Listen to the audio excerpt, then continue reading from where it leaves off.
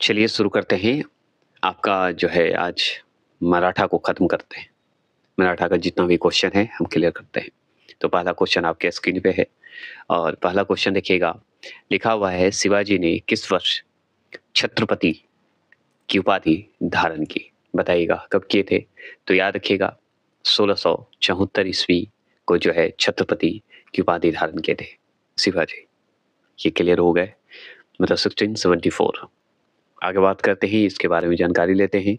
तो देखिए शिवाजी ने 1674 में मतलब 1674 ईस्वी में अपना राज्याभिषेक रायगढ़ के रायगढ़ के किले में करवाया। सबसे बड़ा सवाल बनता है कि शिवाजी अपना राज्याभिषेक कहाँ करवाए? तो रायगढ़ के किले में करवाए थे। कब करवाए? तो 1674 ईस्वी में किए थे। जब राज्याभिषेक हो गया, चलिए आगे जानते हैं। राज्याभिषेक की प्रक्रिया जो है काशी के पंडित गंगा भट्ट द्वारा संपन्न किया गया।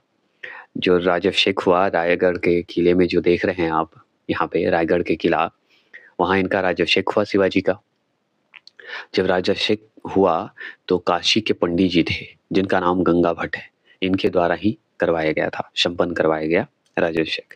ये भी सही बात है। इन्हें कौन कौन सी उपाधि धारण किए? तो छत्रपति की उपाधि धारण किए, जो कि हम सवाल पढ़ चुके थे। हिंदू धर्मोद्धारक की भी उपाधि धारण किए थे। क्या का धारण किए? हिंदू धर्मोद्धारक का उपाधि धारण किए। और भी जान लीजिए, और भी उपाधि कौन सा? तो गौ ब्राह्मण प्रतिपालक का भी उपाधि धारण किए थे। गौ ब्राह्मण प्रतिपालक की उपाधि किसने धारण की? तो शिवाजी धारण किए। छत्रपति की उपाधि किसने धारण की? शिवाजी धारण की। और याद रखिएगा, अपने आप को स्वयं को सूर्यवंशी क्षत्रिय घोषित भी किए थे। क्या थे? शिवाजी थे। अब डायरेक्ट ये भी है कि स्वयं को सूर्यवंशी क्षत्रिय घोषित किए कौन? तो शिवाजी। क्लियर हो गया। चलिए दूसरे प्रश्न की अगर बात करें तो दूसरा प्रश्न है शिवाजी की राजधानी कहाँ थी? मतलब कहाँ पर थी हो या कहाँ थी, कोई दिक्कत नहीं है। तो शिवाजी की राजधानी कहाँ पर थी बताइए? तो रायगढ़ में, क्योंकि राज्याभिषेक कहाँ हुआ था? रायगढ़ के किले में। तो राजधानी कहाँ होगा? रायगढ़, है ना? क्लियर हो गए। चलिए अब जानते हैं इसके बारे में। तो सुनिए, अप्रैल 1656 ईस्वी में, अप्रैल 1656 की बात करते हैं, मतलब 56 की बात करते हैं, में शिवाजी ने रायगढ़ को अपनी राजधानी बनाया। देखिए मैंने जो वहां पे जोड़कर आपको याद दिलवाया कि शिवाजी का राज्याभिषेक कहाँ हुआ? रायगढ़ के किले में। तो राजधानी कहाँ होगी? रायगढ़ में। तो ये जोड़ा है मैंने, इसका मतलब ये गलत अर्थ मत लगा लीजिएगा, ठीक है? क्योंकि राजधानी पहले बना होगा तभी तो वहां उनका राज्याभिषेक हुआ है कि नहीं? एक तो याद रखिएगा। तो रायगढ़ को अपनी राजधानी कब बनाए? तो अप्रैल 1656 को। कौन बनाए? शिवाजी ने। क्लियर हो गया। आगे चलिए, आगे जानते हैं और भी सवाल क्या है। तो देखिए 1656 ईस्वी मतलब 1656 की बात करते हैं ईस्वी तक शिवाजी ने चाकन, पुरंदर, वारामती, सुपा, तिकोना तथा लोहगढ़ आदि विभिन्न किलों पर अधिकार कर लिया था। क्या कर लिया था? अधिकार कर लिया था। अधिकार कर लिए थे। कौन कौन किलों पे? सुन लीजिए शिवाजी के बारे में। शिवाजी चाकन एक जो है किला है उस पे अधिकार कर लिए। पुरंदर किले पर भी अधिकार कर लिए। वारामती, ठीक है, वारामती जो है किला उस पे भी अधिकार कर लिए थे। और सुपा जो है सुपा पर भी अधिकार कर लिए। और भी अधिकार किए हैं, जैसे देखिए तीन कोना, ठीक है, यहाँ पे बढ़िया से कर देता हूँ। तिकोना नाम ही है, तिकोना और तथा लोहगढ़, समझ गए? लोहगढ़ आदि विभिन्न किलों पर जो है क्या कर लिए? अधिकार कर लिए। समझे? मतलब अधिकार कर लिए थे। कौन कर लिए थे? शिवाजी कर लिए थे। क्लियर हो? आगे और बात करते हैं। तो 16 जून 1674 को, 16 जून की बात हो रही है, ठीक है, 16 जून 1674 की बात हो रही है, को शिवाजी ने रायगढ़ में जो है काशी के विद्वान श्री विश्वेश्वर गंगा भट्ट, पूरा नाम इनका सुन लीजिए, काशी के पंडित जी थे विद्यमान भी कह सकते हैं उनको, जो कि पूरा नाम है श्री विश्वेश्वर गंगा भट्ट द्वारा क्या किए, अपने आप को राज्याभिषेक करवाए। ठीक है, तो राज्याभिषेक करवाया गया किनका, शिवाजी का। कौन के थे, गंगा भट्ट जी, काशी के पंडित जी थे, काशी के विद्वान थे, ये बोल सकते हैं।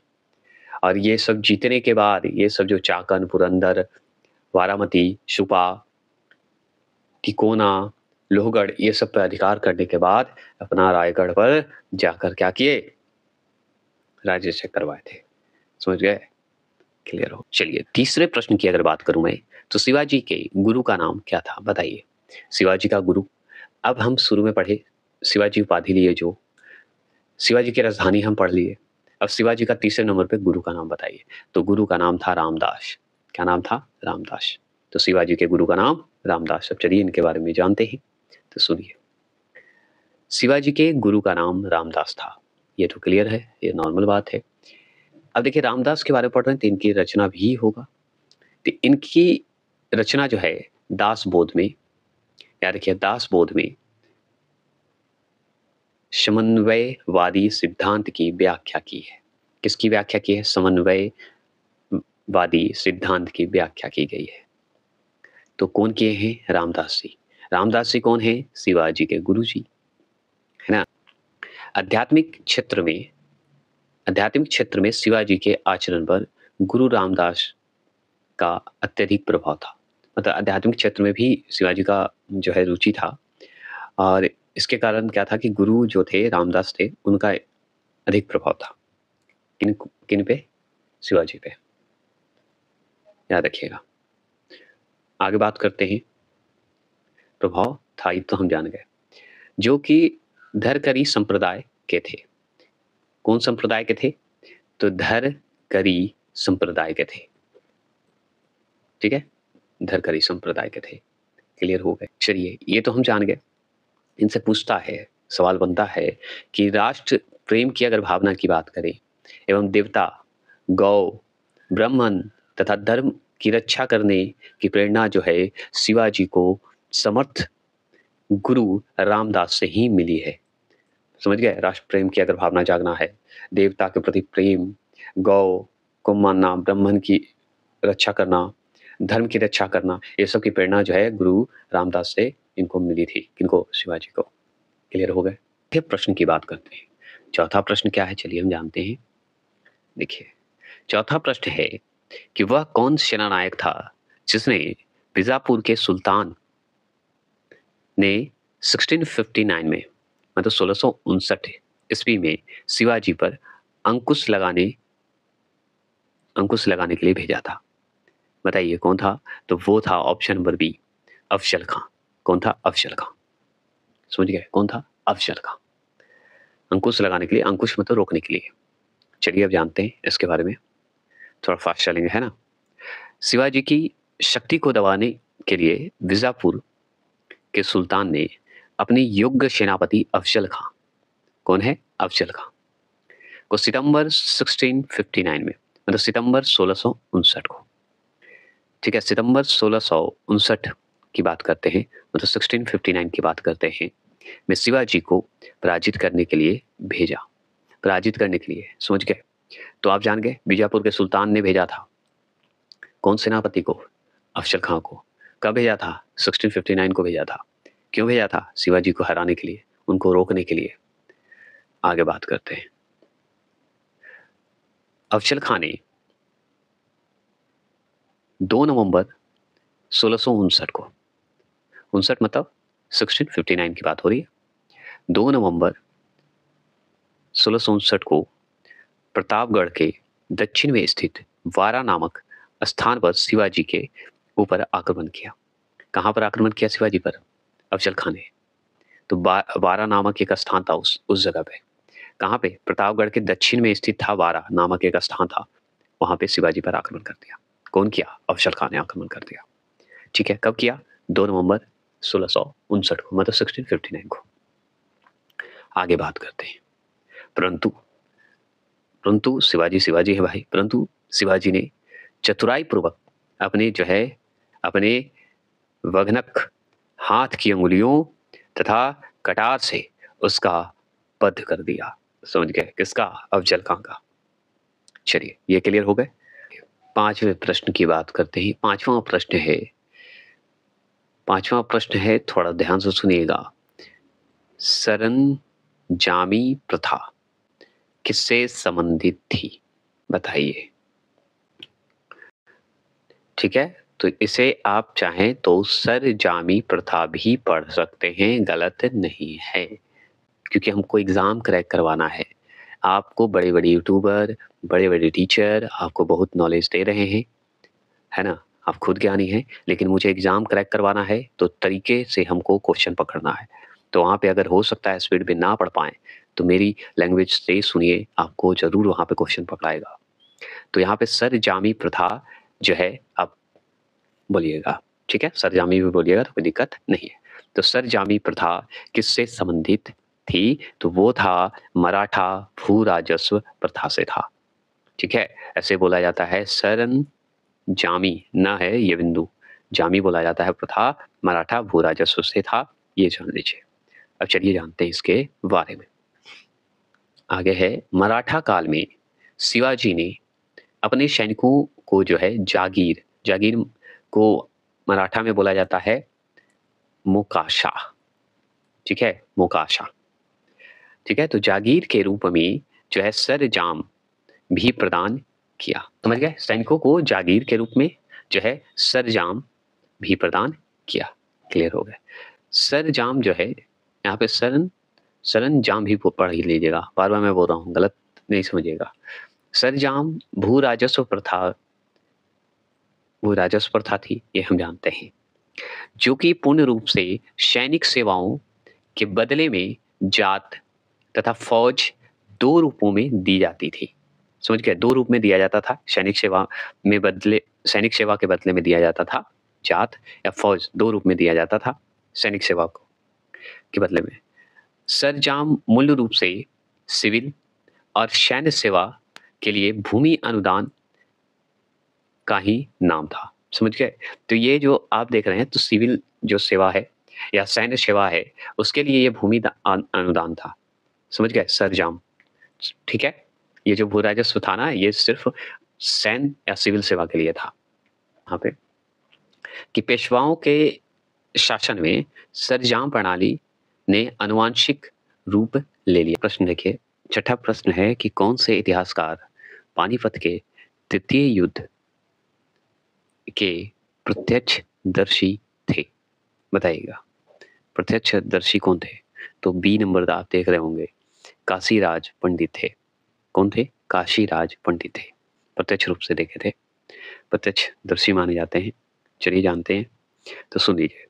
काशीराज पंडित पानीपत के तृतीय युद्ध के जो हैं प्रत्यक्षदर्शी थे। या देखिएगा क्या थे? प्रत्यक्षदर्शी थे। आगे बढ़ते हैं, पानीपत की तृतीय युद्ध की बात करते हैं। तो पानीपत की तृतीय युद्ध जो है 14 जनवरी 1761 को हुआ था। कब हुआ था? 1761 में हुआ था, याद रखना है। ठीक है, आगे बात करते हैं इस युद्ध में। कौन सा युद्ध? पानीपत का तृतीय युद्ध, जो कि 1761 में हुआ था। इस युद्ध में मराठा सेना का प्रतिनिधित्व जो कर रहे थे वो सदाशिवराव भाव कर रहे थे। कौन कर रहे थे? सदाशिवराव भाव कर रहे थे। और अफगान सेना का नेतृत्व जो है कौन कर रहा था? तो वो कर रहा था अहमद शाह अब्दाली। कौन कर रहा था? अहमद शाह अब्दाली कर रहा था। ठीक है, जिसमें मराठा सेना का जो है पराजय हुई थी, मतलब मराठा सेना हार गए थे। और याद रखना है, डायरेक्ट सवाल ये भी पूछता है कि पानीपत का तृतीय युद्ध किसके किसके बीच हुआ था। तो आप बताइए, मराठा सेना और अफगान सेना के बीच हुआ था। तो प्रश्न जानिए कि 1700 ईस्वी में राजा राम की मृत्यु के पश्चात, 1700 ईस्वी में राजा राम की मृत्यु के पश्चात मराठाओं ने मुगलों के विरुद्ध युद्ध किसके नेतृत्व में जारी रखा? किसके नेतृत्व में जारी रखा? तो वो ऑप्शन नंबर ए, ताराबाई के नेतृत्व में जारी रखा गया था मुगलों के विरुद्ध। चलिए अब जानते हैं डिटेल से, तो सुन लीजिए। राजा राम की मृत्यु के पश्चात उनकी पत्नी, राजा राम की पत्नी की बात हो रही है, पत्नी ताराबाई से उत्पन्न उसका अवयस्क अवयस्क पुत्र शिवाजी द्वितीय सिंहासन रूढ़ हुआ। सिंहासन रूढ़ मतलब सिंहासन पर बैठा। शिवाजी द्वितीय जन्मे थे, याद रखिएगा, ठीक है, उत्पन्न हुए थे शिवाजी द्वितीय।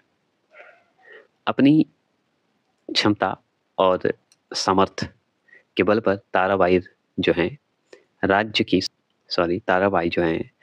की वास्तविक शासिका बन गई। मतलब अपनी क्षमता, सामर्थ्य, बल के अनुसार ताराबाई जो थी वो वास्तविक शासिका बन गई थी। आगे बात करते हैं, ताराबाई के शासन के दौरान मुगलों मतलब औरंगजेब उस समय था मुगल का राजा। मुगलों ने 1700 ईस्वी में, या देखिए 1700 ईस्वी में पन्हाला, कहाँ पन्हाला, 1702 ईस्वी में विशालगढ़ एवं 1703 ईस्वी में सिंहगढ़ पर जो है अधिकार कर लिया। लेकिन ताराबाई विषम परिस्थितियों में भी विचलित हुए बिना संघर्ष करती रही। मतलब सोचिए, औरंगजेब जो था वो विशालगढ़, पन्हाला, सिंहगढ़ ये सब पे अधिकार कर लिया था, लेकिन ताराबाई जो थी तो भी संघर्ष की। चलिए 8वें प्रश्न की बात करते हैं। तो देखिए 8वां प्रश्न है, किस संधि के अंतर्गत शिवाजी ने किले मुगलों को सौंप दिए थे? तो सी, पुरंदर किले।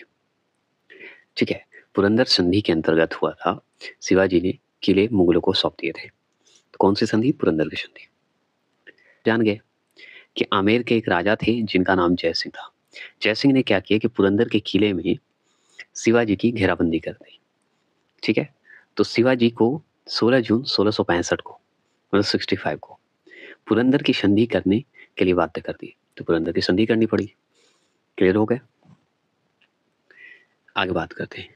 इस संधि के अंतर्गत शिवाजी ने 23 किले, मतलब 23 किले मुगलों को सौंप दिए।